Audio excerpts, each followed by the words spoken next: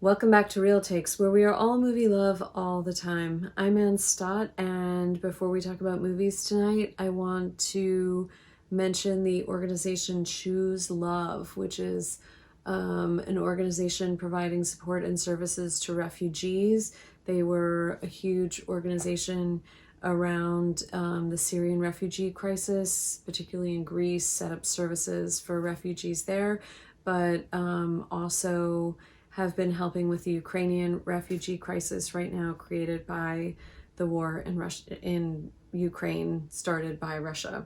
So I will link to Choose Love below, and if you can, please consider giving them a donation. And we will continue to highlight a different organization each week here on Real Takes.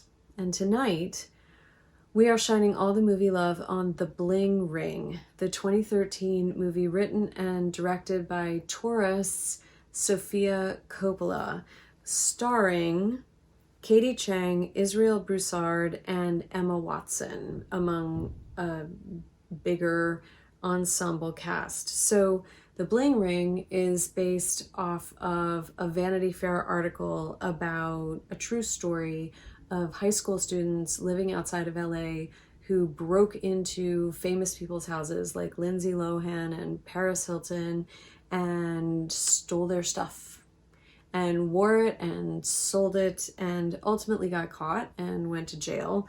I guess that's a spoiler if you didn't know the story, but we wouldn't be writing about it if they hadn't gotten caught, right? And they were referred to at the time as the Bling Ring, and so hence the name of the movie. Now, Sofia Coppola has established herself as, a really important voice in American independent cinema over the last 20 plus years. She exploded onto the scene with 1999's Virgin Suicides, and then her hugely successful 2003 film, Lost in Translation, starring Bill Murray and Scarlett Johansson, which was an independently made film that became a major box office success, and she won a Best Screenplay Oscar for that.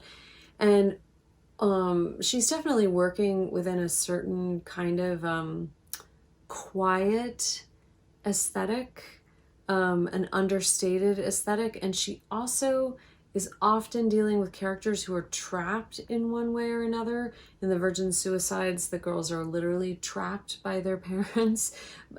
Since then, it's been more like wealthy or famous characters trapped within the world they sought for themselves, or the world they landed in.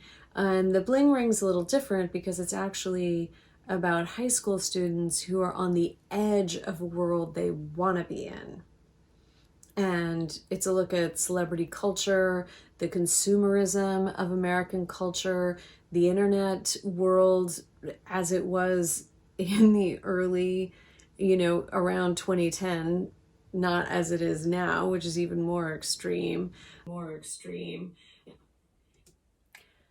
So, one thing I didn't mention that's kind of important is that these high school students robbing these celebrities, they don't need the money. They seem to live on a spectrum somewhere between like perfectly comfortable upper middle class to actually already wealthy. So there's no need at all driving this picture. It's a lot of things that we'll get into later, but I wanted to make that clear before we move forward. So I feel like this crime and then this movie are a product of a really specific period in time where internet culture had been expanding and social media was in its infancy. And so suddenly you could find online like where someone like Paris Hilton was going to be on a specific night, which means you knew she was going to be out of her house, right? But celebrities hadn't caught up to this new level of exposure of their personal lives. And so one of the things that's fascinating about this movie that you learn pretty quickly is that these kids didn't have to do a lot to rob these houses. Most times they just found an open door and walked in. It's sort of shocking. And if it weren't based on a true story, you would think this is totally unrealistic. I mean, even watching it again the other night, I was like, don't these people have like staff who live at their homes? I mean, Paris Hilton's house, and they actually shot at Paris Hilton's house. Paris Hilton was robbed by these kids 5 or 6 times, and she has so much stuff that she actually didn't realize that things were missing right away. And ultimately she let Sofia Coppola shoot in her home. So it's pretty amazing to watch this all go down. And again, if it weren't a true story, you sort of wouldn't believe it. And I want to be clear, like, I don't like anybody in this film, but I feel like Sofia Coppola manages to tell this story with like this really dispassionate objectivity that I find fascinating. And it's sort of like looking at a car wreck that you don't want to be looking at, but you can't look away from at the same time. And Sofia Coppola has referred to these kids as misguided, which I think is a really good word. The parents are almost nowhere on the scene, and you know, they're living on the edge of this like the sort of epicenter of celebrity culture, right? LA.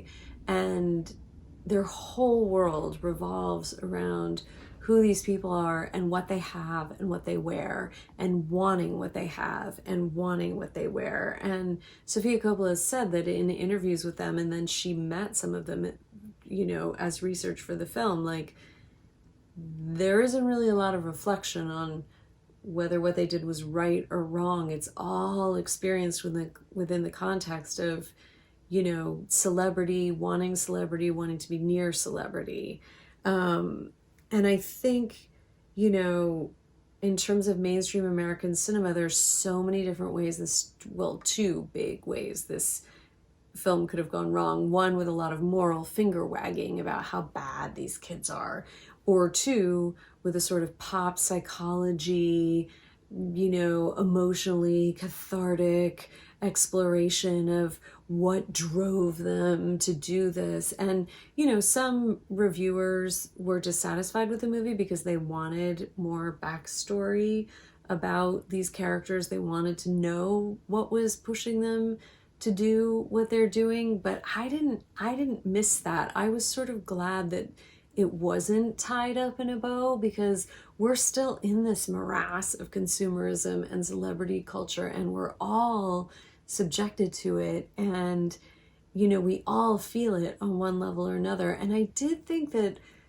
even though she doesn't dive deep into backstory almost at all, we do get a range. There's sort of 5 kids who engage in these robberies, a range of their relationship to what they're doing in the moment. So there's the character who's maybe just a straight up sociopath who has no sense of right and wrong, and she wants things and she goes and gets them. And then there's a guy who seems to be sort of thrilled by it all, but is also anxious and nervous about it all, but he can't stop himself.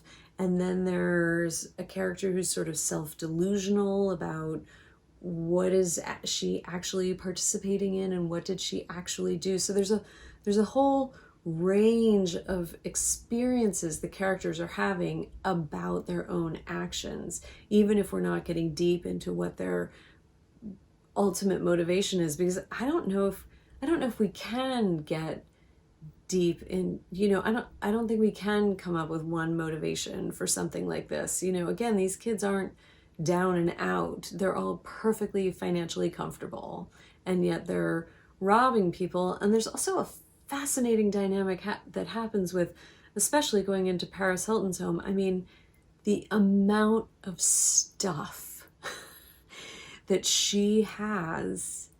I mean, I had so many conflicting emotions. On the one hand, I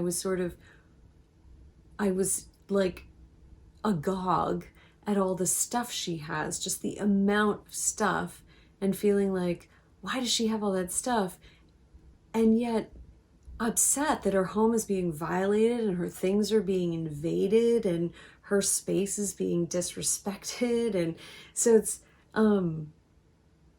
like a fascinating confluence of experiences for me arose out of watching the film. And I think Sofia Coppola was in many ways the perfect person to tell this story because, as you probably know, she's Francis Ford Coppola's daughter. And I waited specifically until later in the video to mention that because, you know, even now when she has many films and her own Oscar under her belt, like all the articles start talking about her father, which is understandable. He's one of the most important filmmakers of the 1970s and made some beautiful, exquisite, important films, but I want her to exist in her own right. But she's Francis Ford Coppola's daughter, excuse me. She grew up around celebrity, although the culture of the 70s and 80s wasn't even anything close to what we have now. And her movies have already sort of looked at, you know, this weird otherworldly experience that fame or wealth can create.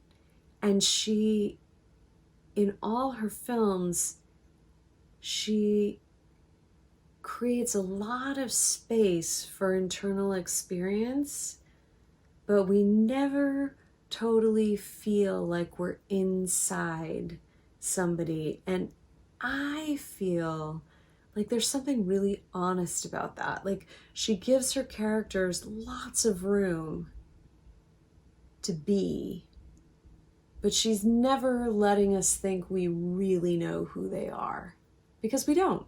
We don't really know who anybody is most of the time, right? And so I feel like with this film in particular, there's something really honest about showing us what these kids did, showing us her take on what their perspective of it was, but not pretending that she could figure out why they did it exactly, or what, or even what it means that they did it, right? So I really like the particular tension that's created there between what we know about them and what we don't know about them. But that was a point of dissatisfaction with some reviewers, that it sort of didn't go deeper or left you unsatisfied. To me, it left me like totally stimulated and fascinated and excited in a weird way, even though I didn't like any of them. And the whole thing was also sort of sinister or cynical on some profound level. Not that her movie making was cynical, but, you know, just the sort of vapid superficiality of the coveting of these worlds, right? And I also want to talk about cinematography for a second. Okay, we're going to talk about cinematography. Okay, so there are two cinematographers credited on this film, which is a really unusual situation: Harris Savides and Christopher Blauvelt. And Harris Savides was a still photographer who started working in motion pictures and worked with many well-known directors. He worked with David Fincher and Ridley Scott. He worked with Noah Baumbach, Gus Van Sant, and then he made two pictures with Sofia Coppola. He made the one before the Bling Ring, Somewhere, which is a beautiful father-daughter film. And then he made the Bling Ring, and he was sick during the Bling Ring. He knew he had medical issues, so he brought in his longtime collaborator, Christopher Blauvelt, to be the camera operator in case he needed to step out. And then he did need to step out at some point, and Christopher Blauvelt became the DP while he was sick. And he did actually ultimately pass during post-production on this film. So this was the last film that he made. And just to tie in with other movies we've talked about, Christopher Blauvelt is now a DP in his own right and has made several films with Kelly Reichardt that we talked about when we talked about the great Kelly Reichardt. So that's why there are 2 credits on this film, but I love the way this movie is shot. And there are sort of 3 different modes cinematically in the film. One is the robberies. One is kind of the students, like the main characters, like in their daily lives. And then the other is the partying. There's a lot of partying. There's a lot of celebrating what they've pulled off, and they get a lot of money. And so they party a lot, and they party in these places that put them adjacent to the people they're idolizing and from whom they're robbing. And there's a lot of handheld camera in the shoots, and especially in the partying, the camera's really up in the action. Although I think because the film was shot over 10 years ago, now I think those scenes would have had like camera phone work, with us seeing the characters through the cameras that they would be filming themselves with. And the film doesn't do that, and I sort of like that it doesn't do that. There's some partying while they're robbing. There's, a lot of high energy around the robbing. But then there are these wonderful, understated, tense shots of the robberies with no scoring or minimal scoring, and I'm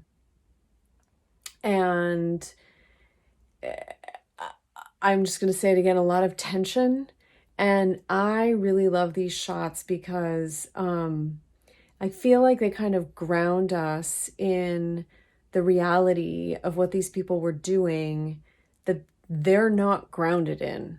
I mean, there's this incredible tension between what they're doing and their mostly complete lack of concern about what they're doing. And then the camera is sort of telling us, not in an overt way, in a very subtle way, like making it clear what's actually going on. And I find that dynamic really interesting. And in fact, there's one very particular shot of a robbery that Sofia Coppola said in an interview. They were behind schedule that day. They weren't going to do it. They were maybe going to skip it. And Savitas really fought to do it. And she's so glad that they did, because people always comment on that shot, and they should. It's a fantastic shot, long shot of the robbery. And they also used a lot of long shots. They tried to do as much as possible in one take. And you really feel that in the film, that you're sort of following the action, you're there in the room. So I just loved the cinematography on this film, and think that it really adds to, the kind of cumulative experience of the story. So, this is an interesting film for me to highlight because I don't love these characters. And that was a really simplistic thing for me to say. Obviously, I watch lots of movies with characters I don't like very much in them. And, the anti-hero is a staple of all narrative experience. So it's not just that I don't love them. I think I like the tension in the film, the tension that the film brings out in me of sort of being drawn in and repelled at the same time. This movie's a little more cynical than most of the movies I recommend. I guess that's what I'm saying. But I like that it leaves us with that about this story. And I I just think there's so much deft handling of complicated material here that I'm kind of wowed by it at the same time. So Sofia Coppola's The Bling Ring. If you've seen it, comment below and let me know what you think of it, or tell me what your favorite Sofia Coppola film is. And I will see you next Wednesday. Thanks for watching Real Takes. Hit the subscribe button below so the algorithms will tell you when new episodes are out. And if you want to support Real Takes, please visit my Patreon page where you can join at any tier from $2 to $100 per thing I make. The $15 tier is specifically about supporting Real Takes, and you'll get behind the scenes information and be thanked in future videos. See you next Wednesday.